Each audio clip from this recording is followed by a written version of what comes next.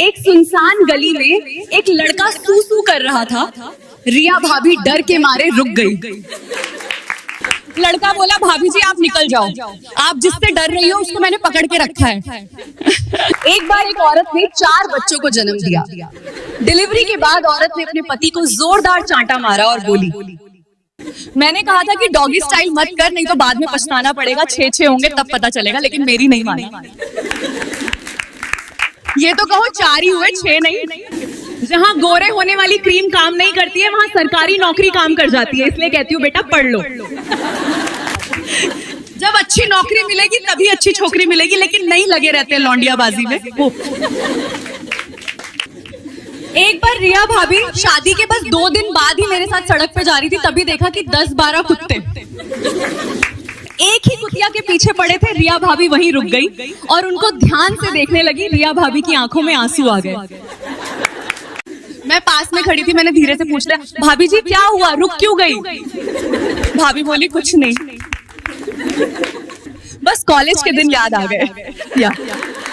शादी के कुछ दिनों के बाद रात में करते हुए रिया भाभी अपने पति से बोली, आप एकदम मोबाइल जैसे हो। पति बोला, सच में जाने मन तुम्हें मेरी वाइब्रेशन अच्छी लगती है। भाभी बोली, नहीं रे, अंदर डालते ही तुम्हारे नेटवर्क चले जाते हैं।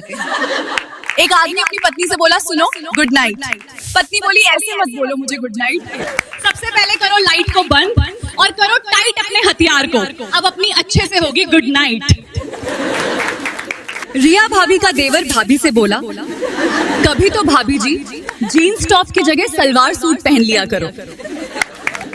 भाभी जी ने झटके में जवाब दिया, क्या करूं, तेरे बड़े भाई को नारा खोलना ही नहीं आता। दीपू ने भोला से कहा, यार तुम्हारा बड़ा लड़का बहुत ज्यादा बोलता था, अब उसके हालचाल कैसे हैं? भोला ने जवाब दिया, भाई अब वो ज्यादा नहीं बोलता और नहीं ज्यादा बोल पाता है। दीपू ने कहा, क्या सच में, ये कमाल कैसे हुआ?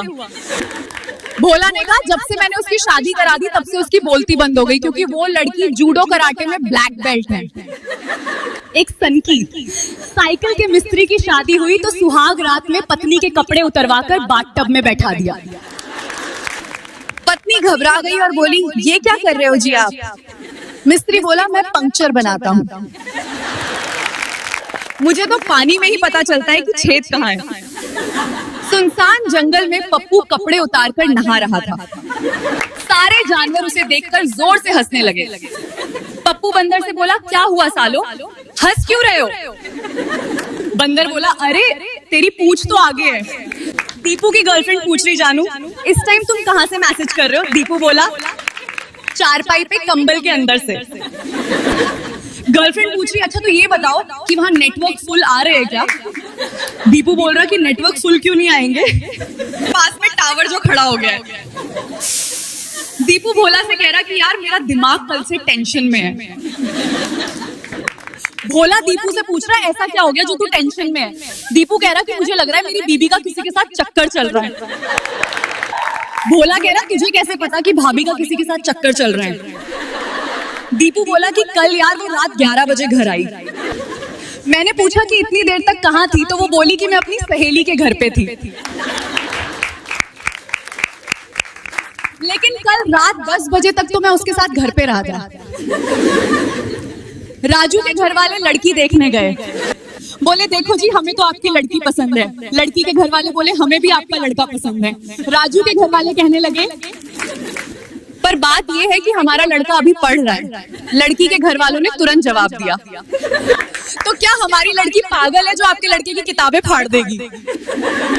दीपू की एक सेटिंग थी जो दीपू से कहने लगी, तुमसे तो मैं प्यार करके लुट गई और बर्बाद हो गई, इस मोहल्ले में बदनाम हो गई। दीपू कहने लगा, तो साली मैं कौन सा तेरे प्यार में कलेक्टर बन गया, बेच तो अभी भी मोमोस ही रहा हूं।